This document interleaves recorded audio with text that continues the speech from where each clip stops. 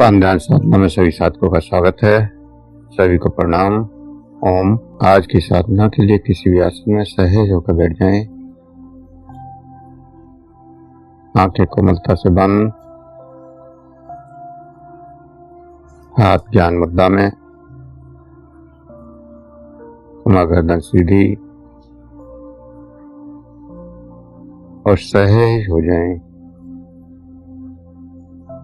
सहज श्वासों के प्रति जो श्वास अंदर जा रहा है, जो श्वास बाहर आ रहा है, उस श्वास के प्रति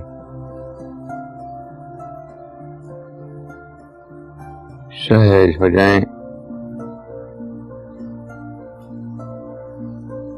अंदर जाने वाला श्वास और बाहर आने वाला श्वास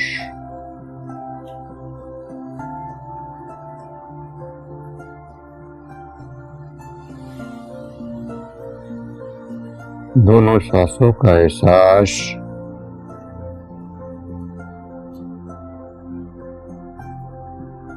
श्वास अंदर जा रही है, श्वास बाहर जा रही है।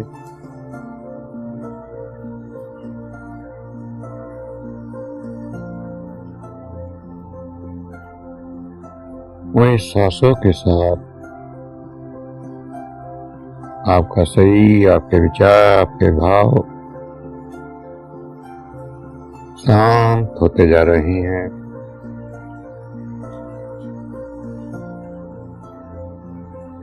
शांत होते जा रहे हैं। विचार शांत होते हुए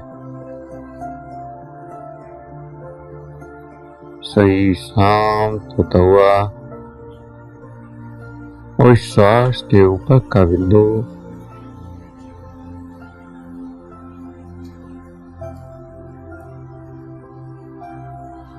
जाग चक्र पर फील होता है। जाके चक्र पर महसूस होता है।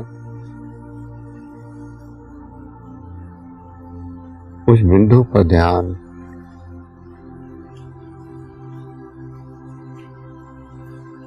अपनी पूरी चेतना शक्ति आज्ञा चक्र पर लगाएं।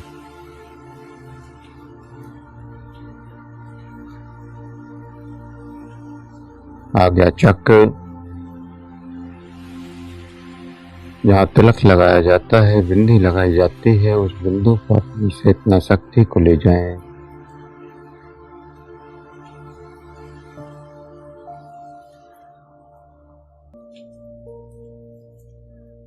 और इस आज्ञा चक्र पर इस श्वास को महसूस करें।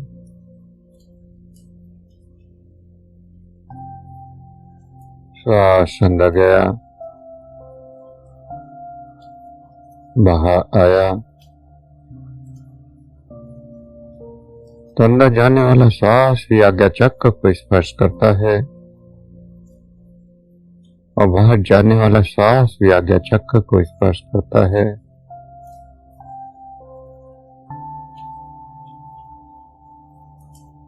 और जब स्पर्श होता है तो घर्षण होता है। जो श्वास का घर्षण आज्ञा चक्र से होता है तो प्रकाश उत्पन्न होता है।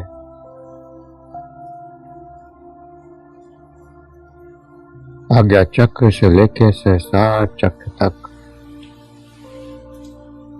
प्रकाश की वर्षा, ब्रह्मांड की कॉस्मिक एनर्जी प्रवेश करने लगती है। और यही विधि है विज्ञान भैरव तंत्र की पांचवी विधि। पांचवी विधि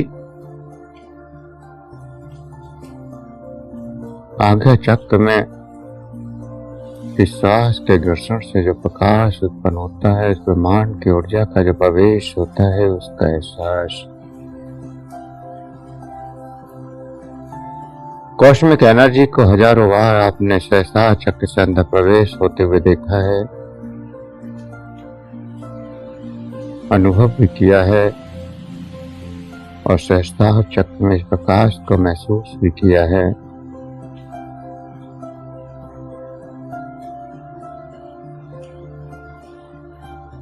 तो इस प्रकाश को बढ़ाते जाएं, इस कॉस्मिक एनर्जी को बढ़ाते जाएं। अब बढ़ाने के लिए कोई विचार नहीं करना है, कोई विचार नहीं करना है, कोई क्रिया भी नहीं करनी है। आज्ञा चक्र में देखते जाना है। श्वास का घर्षण भी स्वयं होगा, कॉस्मिक एनर्जी भी स्वयं आएगी और उससे प्रकाश भी स्वयं उत्पन्न होगा। आपको तो सिर्फ आज्ञा चक्र में देखते रहना है। जैसे आप किसी बिंदु को देख रहे हो,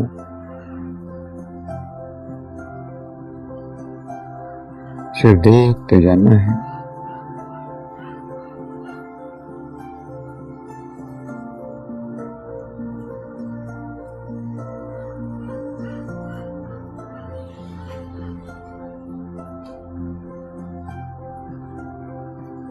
तीसरा नेत्र, शिव नेत्र, चिदाकाश और भी अनेक नाम हैं इस चक्र के। तीसरी आंख जो सब कुछ देख सकती है, खुली आंखों से बाहर की दुनिया दिखाई देती है और इस बंद आंख से सारा ब्रह्मांड दिखाई देता है। खुली आंखों से देखने की सीमा है, लेकिन इस बंद आंख से देखने की कोई सीमा नहीं है। इस पूरे ब्रह्मांड को आप यहाँ देख सकते हैं। और इस तीसरी आंख में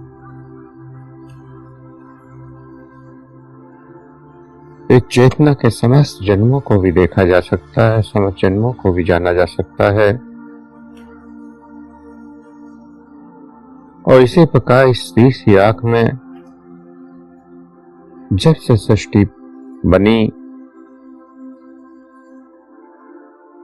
जब से ये जीवन हुआ और जब तक इस सृष्टि में ये जीवन रहेगा,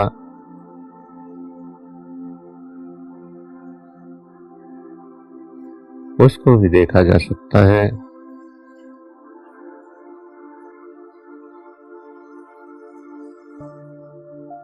खुली आंखों से तो आप वर्तमान को ही देख पाते हैं जो आपके सामने होता है, लेकिन इस बंद आंख से जो गुजर चुका है उसको भी देखा जा सकता है और भविष्य में क्या होने वाला है इसको भी जाना जा सकता है।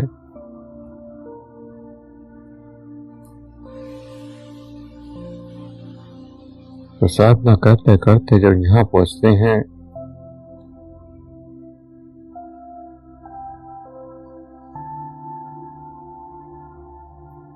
तो सारा ब्रह्मांड का ज्ञान यह सामने प्रकट होने लगता है।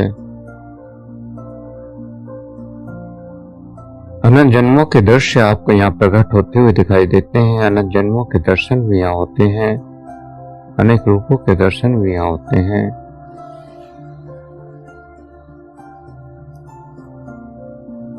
यहाँ हमें केवल स्वयं को देखना है, स्वयं को जानना है, स्वयं की हत्या करनी है।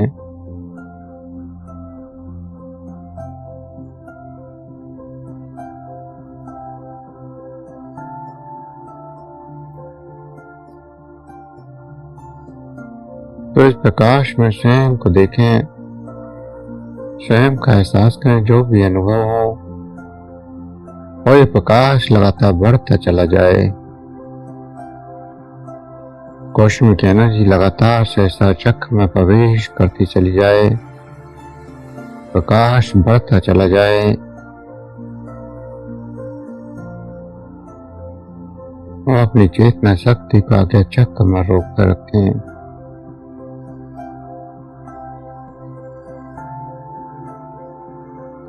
लगातार इस क्रिया को करेंगे तो आज्ञा चक्र एक्टिवेट होना शुरू हो जाएगा। और अगर किसी साधक के सिर में दर्द होने लगे तो समझे कि आज्ञा चक्र में प्रभाव पड़ने लगा है, क्योंकि अगर साधक नहीं है तो आज्ञा चक्र में दर्द तो होगा, और दर्द भी हल्का फुल्का नहीं, बड़ा भयंकर दर्द होगा। अगर आप उस दर्द को बर्दाश्त कर गए तो ये चक्र एक्टिवेट हो जाएगा, आज्ञा चक्र जागृत हो जाएगा, ब्रह्मांड का पर्दा खुल जाएगा। चेतन और अचेतन के बीच का पर्दा अवचेतन, अवचेतन वो दरवाजा जो आपको दूसरी दुनिया में ले जाता है, इस चेतन दुनिया से परे अनंत की दुनिया में। और वो दरवाजा खुलता है केवल और केवल यहीं से, लेकिन उससे पहले आपको थोड़ा बर्दाश्त भी करना पड़ता है। तो जो नए साधक हैं उनको हो सकता है थोड़ा सर में दर्द हो, लेकिन जो लगातार साधना कर रहे हैं उनके ऊपर कोई फर्क नहीं पड़ता, क्योंकि उनका आज्ञा चक्र पहले ही जागृत हो चुका होता है, उनके सामने दृश्य पहले ही प्रकट हो चुके होते हैं। तो जो भी प्रकट हो, जो भी एहसास हो, उसका अनुभव करते जाएं, देखते जाएं।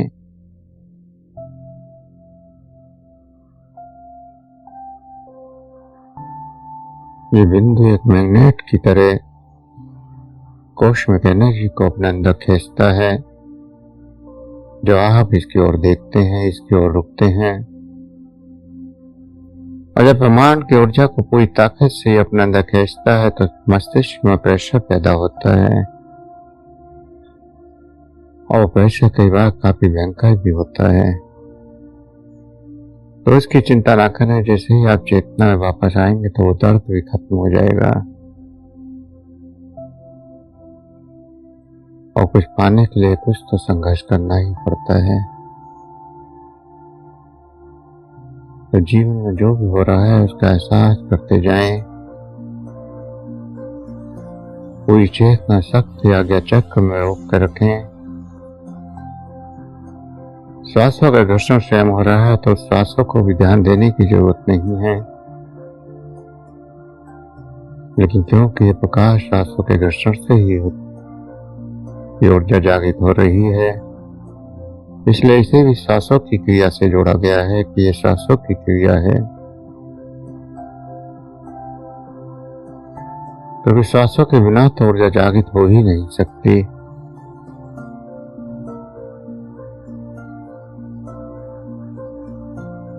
शरीर के किसी बिंदु पर ऊर्जा जागृत करनी है तो श्वासों के द्वारा ही हो पाती है। तो लगातार आज्ञा चक्र में देखते रहें और जो भी अनुभूतियां हो रही हैं उनको महसूस करते जाएं।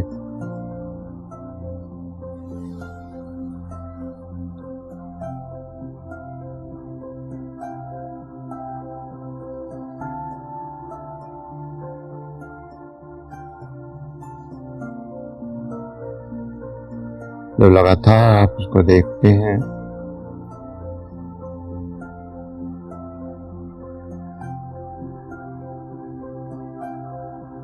और ये पर्दा खुल जाता है तो एक गहरी गुफा में जैसे प्रवेश कर रहे हैं वैसा भी एहसास होता है।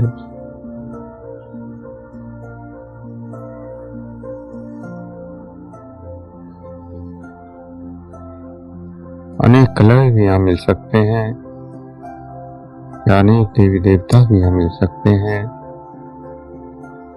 लेकिन आपको कहीं रुकना नहीं है। सिर्फ देखते जाना है और आगे बढ़ते जाना है। और अपनी बुद्धि का, विचारों का, मान्यताओं का कोई प्रयोग या नहीं करना और न ही किसी कल्पना को महत्व देना है।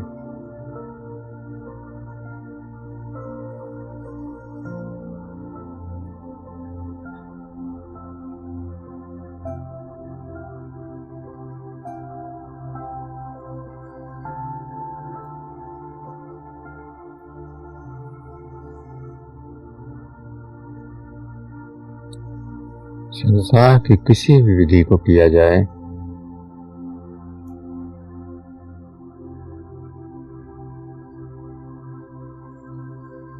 कोई भी विधि, हर विधि आपको इस बिंदु पर ले जाती है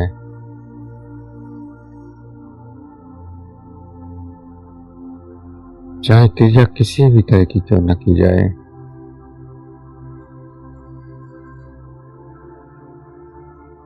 अंत में वो इस बिंदु पर ही आ जाती है। अंत में वह आज्ञा चक्र पर ही आकर ठहर जाती है, आज्ञा चक्र पर ही, क्योंकि आज्ञा चक्र एक ऐसा मैग्नेट है जो आपकी चेतना को अपने केंद्र में खींच ही लेता है।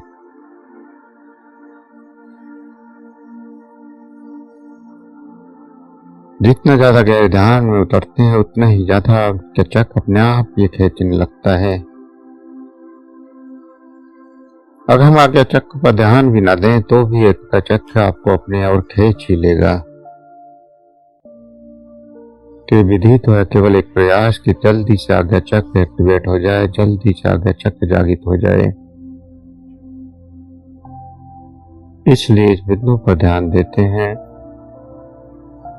और इस जल्दी के कारण ही आपका सर का दर्द होता है,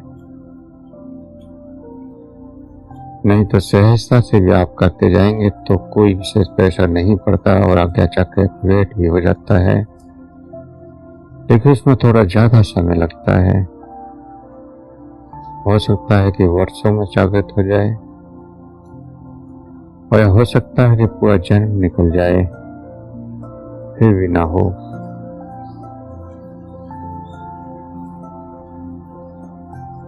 इसीलिए इस पर जब हम लगातार देखते हैं, इस बिंदु का एहसास करते हैं, तो मैग्नेटिक फील्ड बढ़ता चला जाता है, हमारी चेतना ऊपर की ओर खींचने लगती है। चेतना का खिंचाव और कॉस्मिक एनर्जी का प्रेशर दोनों ही मिलकर सिर में दर्द का अनुभव कराते हैं।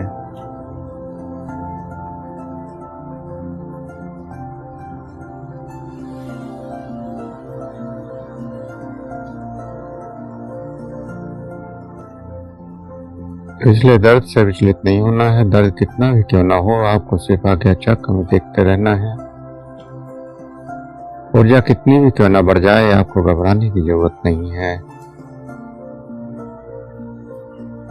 क्योंकि ऊर्जा तो आपके शरीर की बर्दाश्त के अनुसार ही आएगी। शरीर की क्षमताओं को ऊर्जा कभी पार नहीं कर पाती। आपकी चेतना को स्वयं पता है कि उसे कितनी ऊर्जा बर्दाश्त कर सकती है।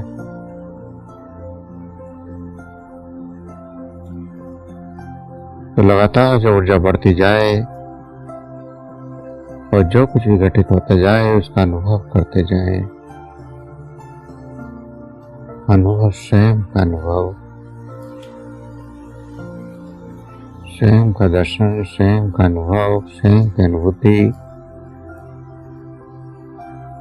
इस क्रिया में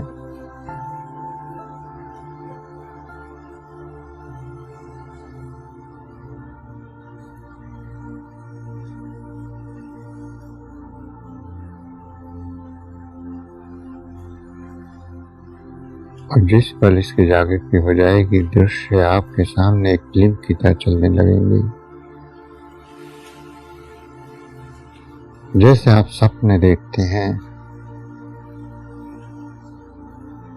लेकिन सपने में आप अचेतन होते हैं। यहाँ आप चेतन के द्वार खड़े हैं और चेतनता के द्वार पर खड़े होकर उस अचेतन के स्वप्न देख रहे हैं। ठीक स्वप्न जैसी स्थिति होगी, लेकिन उस स्वप्न का आपको अनुभव हो रहा होगा, एहसास हो रहा होगा।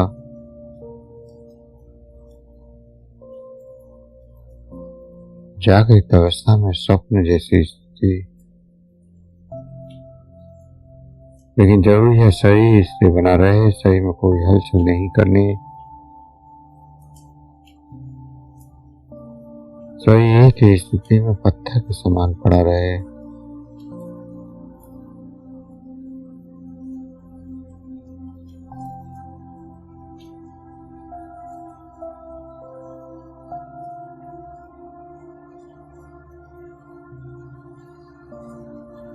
लगातार गहराई में डूबते जाएं,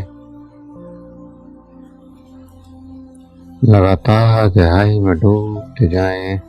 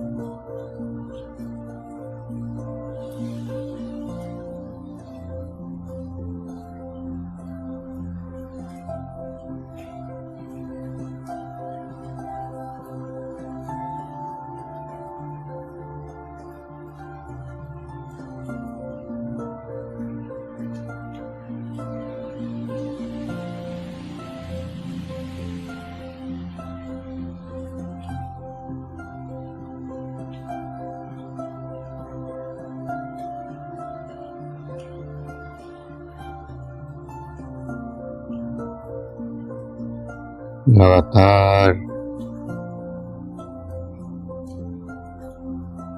इस बिंदु पर रुके रहें और साक्षी बने रहें।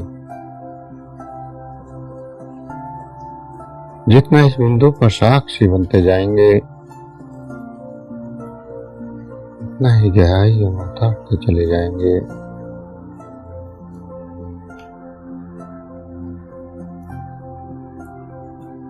उतना ही ऊर्जा की अनुभूति भी आप कर पाएंगे।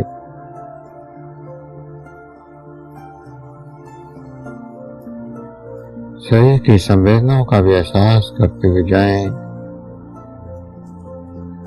किन अनुभूतियों के साथ शरीर में क्या क्या संवेदनाएं, क्या क्या तरंगें पैदा हो रही हैं, किस किस तरह की ऊर्जा जागृत हो रही है।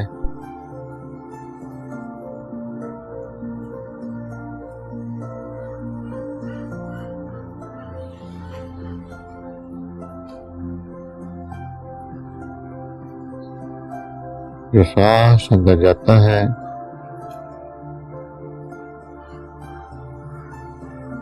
उसके साथ जो प्राण ऊर्जा अंदर जाती है,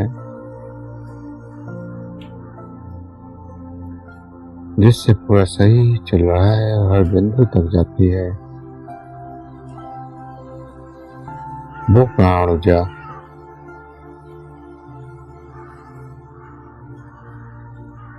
आपके आगे और चक्र की ओर खींचने लगती है।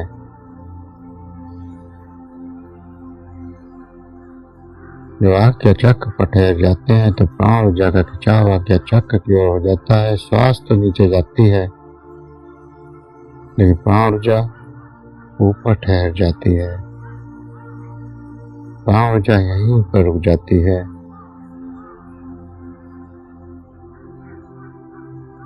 आगे चक्र से वो नीचे जाती ही नहीं। सांस तो अंदर जाएगा, वायु तो अंदर जाएगी, लेकिन प्राण ऊर्जा आगे चक्र पर ही ठहर जाएगी।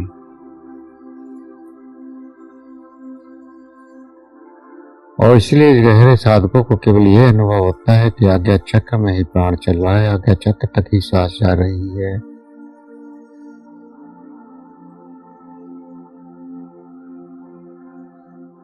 यही साधना में पहुंचने के बाद यह एहसास रह जाता है कि सांस जो अंदर जा रही है वो केवल आज्ञा चक्र के बिंदु को टच कर रही है और वहीं से मुड़कर वापस आ गई है। सांसों की गति इतनी छोटी हो जाती है तो श्वास तो नीचे तक हर बिंदु तक जाएगा, लेकिन प्राण शक्ति आपकी, प्राण ऊर्जा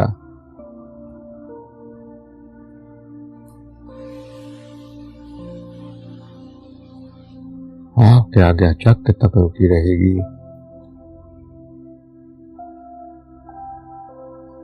और जितना ज्यादा प्राण ऊर्जा यहाँ ठहरेगी उतने ही ज्यादा आप अंतर के जगत में प्रवेश करते जाएंगे, क्योंकि प्राण ऊर्जा ही है जो आपके चलचित्र को ऊर्जा देती है, इस आज्ञा चक्र को ऊर्जा देगी। जैसे किसी टीवी को आप चलाते हैं तो करंट की जरूरत होती है, एनर्जी की जरूरत होती है, ऐसे इस आज्ञा चक्र को भी चलाने के लिए, जागृत करने के लिए, या चलचित्रों में प्रवेश करने के लिए, आंतरिक दुनिया में प्रवेश करने के लिए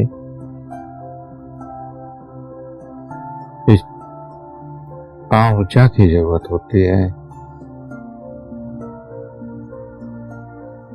तो जब तक सांस छोटी नहीं होगी, जब तक सांस इतनी धीमी नहीं होगी कि प्राण ऊर्जा केवल आज्ञा चक्र पर ठहर जाए,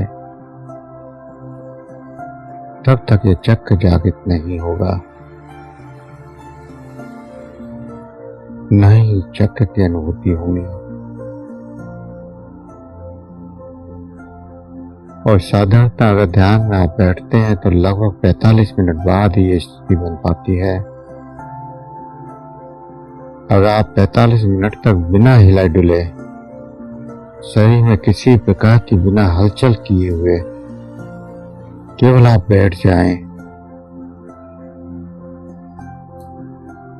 तो लगभग 45 मिनट बाद आपकी स्वयं स्थिति वो बन जाएगी कि प्राण ऊर्जा आपकी आज्ञा चक्र में रुकने लगेगी। और 45 मिनट के बाद जितनी ज्यादा देर तक आप शरीर को रोकेंगे उतने ही ज्यादा इस अंतर जगत में प्रवेश कर जाएंगे। आज्ञा चक्र जागृत हो जाएगा, आज्ञा चक्र पर चलचित्र चलने लगेंगे। इसीलिए ध्यान के लिए कहा जाता है कि अगर ध्यान करें तो 1 घंटे से ज्यादा का। जो नए साधक हैं वो बिना शरीर को हिलाए डुलाए किसी भी क्रिया को करें और कम से कम 1 घंटा या जितना भी ज्यादा समय हो।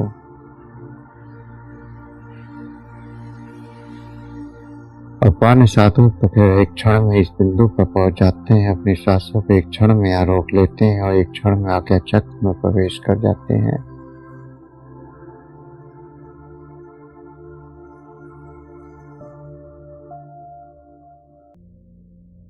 क्योंकि उनका आज्ञा चक्र तो पहले ही एक्टिव है, उन्हें तो केवल अंतर जगत में प्रवेश करने की जो विधि है या जो तरीका है या जो स्थिति बनती है वो जानते हैं, और तुरंत किसी भी क्षण में वहां प्रवेश कर सकते हैं। लेकिन नए साधकों को थोड़ा समय लगता है, इसलिए कम से कम 1 घंटा बैठें।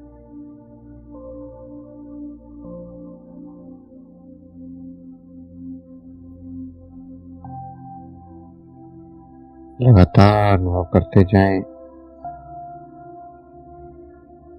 और अंदर जो भी रहस्य आपके जागृत होते हैं उन रहस्यों को देखते जाएं।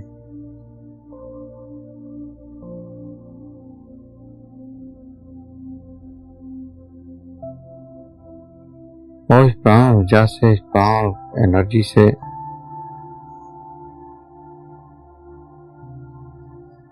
आपके अंदर आकर्षण का गुण भी पैदा होता है।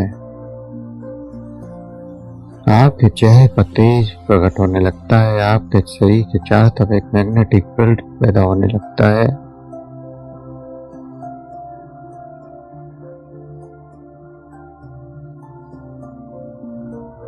भौतिकता के प्रत्येक जीव आपकी ओर आकर्षित होने लगते हैं।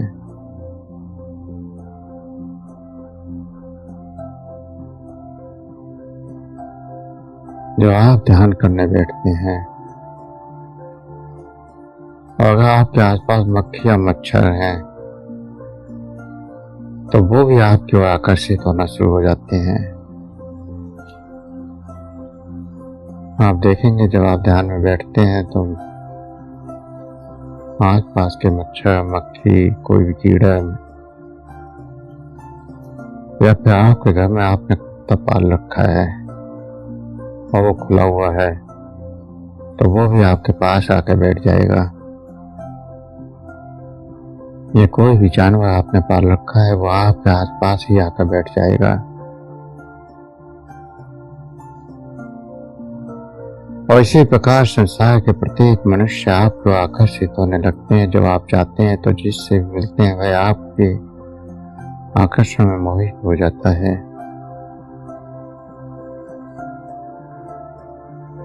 आपके अंदर वो तेज, वो मैग्नेटिक फील्ड पैदा हो जाता है, सबको आकर्षित करता है।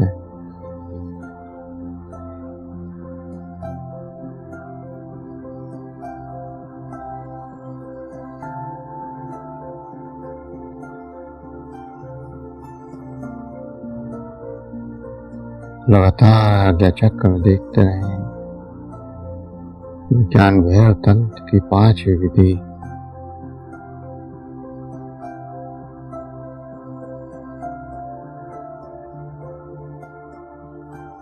ध्यान साधना के लिए बेहद पूर्ण है। इस विधि से गुजरे बिना आप ध्यान में जा ही नहीं सकते। साधना की पूर्णता को प्राप्त कर ही नहीं सकते। तो जो भी अनुभव हो रहे हैं, जो भी एहसास हो रहे हैं, उनको अनुभव करते जाएं, एहसास करते जाएं।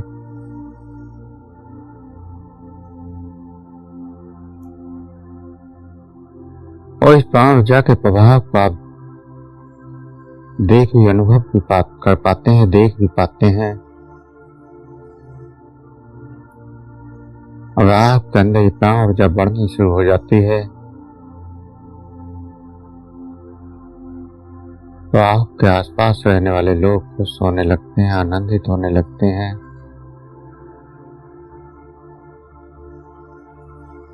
उनको शांति का अनुभव होता है, आनंद का अनुभव होता है।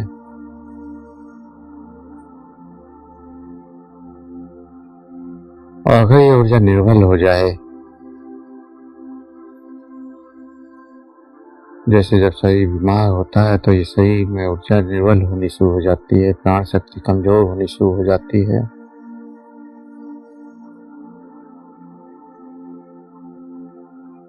उस समय लोग आपसे दूर भागना चाहते हैं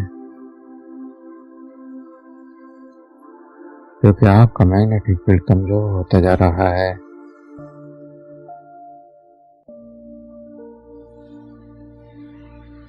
प्राण ऊर्जा आपके शरीर को स्वस्थ भी रखती है। ये केवल आकर्षण ही पैदा नहीं करती, आपके शरीर को स्वस्थ प्रदान भी करती है। जितनी ही प्राण ऊर्जा बढ़ती जाएगी, शरीर स्वस्थ होता जाएगा, शरीर की हर बीमारी ठीक होती जाएगी। शरीर को किसी मेडिसिन की जरूरत नहीं है। शरीर को जरूरत है तो इस प्राण ऊर्जा की। मेडिसिन तो शरीर स्वयं निर्मित कर रहा है। शरीर को जिस भी मेडिसिन की या जिस भी केमिकल की जरूरत होगी, हमारा लीवर स्वयं तैयार कर देगा और वह शरीर की हर जरूरत को पूरा करता है।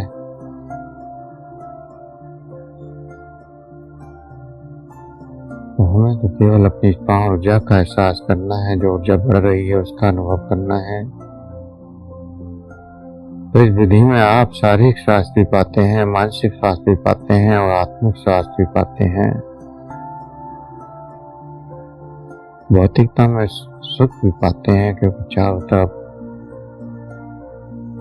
आकर्षण पैदा होने लगता है और आंतरिक जगत में भी सूक्ष्म एनर्जी आपकी ओर आकर्षित होने लगती हैं। यहीं से शुरू होती है सूक्ष्म जगत के संपर्क की शक्ति।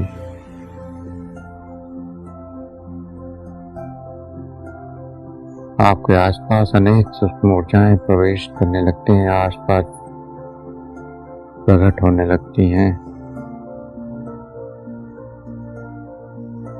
और यही वो बिंदु है जहां से गुरु की जरूरत पड़ती है।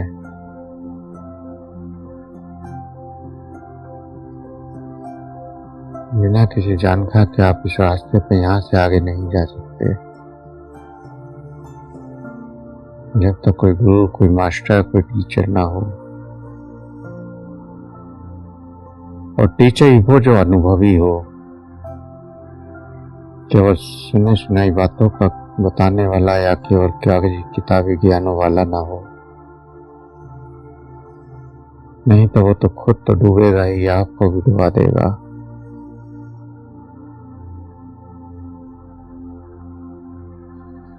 तो अगर अनुभवी कोई मास्टर आपको मिल गया तो वह आपको पार भी करा देगा,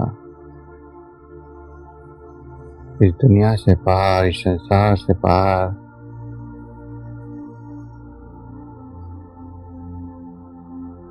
दुखों से पार और अनंतता तक ले जा सकता है। यहाँ से जरूरत होती है साधक की, उस मास्टर की, उस गुरु की।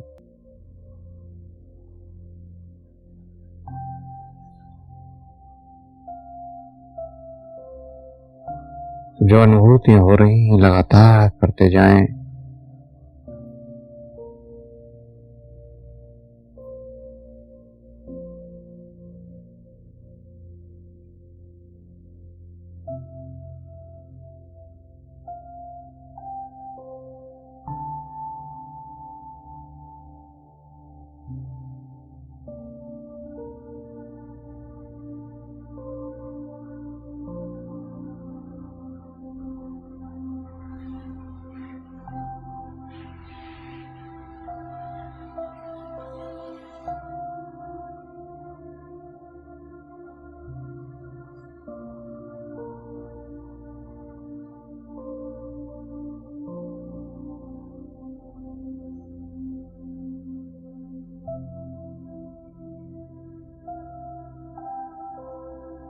सहज होते जाएं, जो भी अनुभव हो रहे हैं उन अनुभव करते जाएं।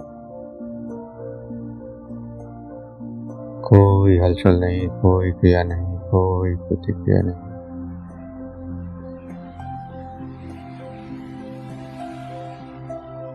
केवल आज्ञा चक्र में साक्षी भाव से देखते रहें और जो भी शून्यता में अनुभव हो उसको अनुभव करते रहें।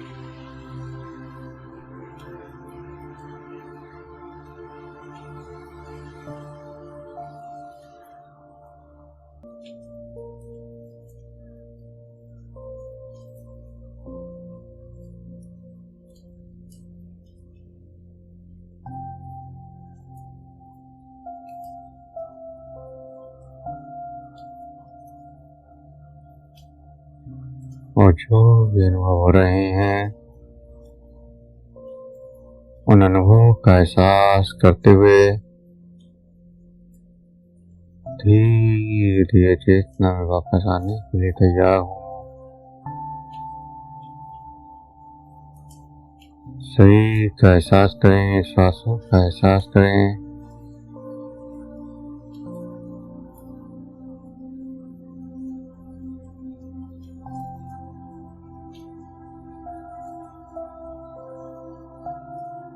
हाथों की उंगलियों में हलचल करें,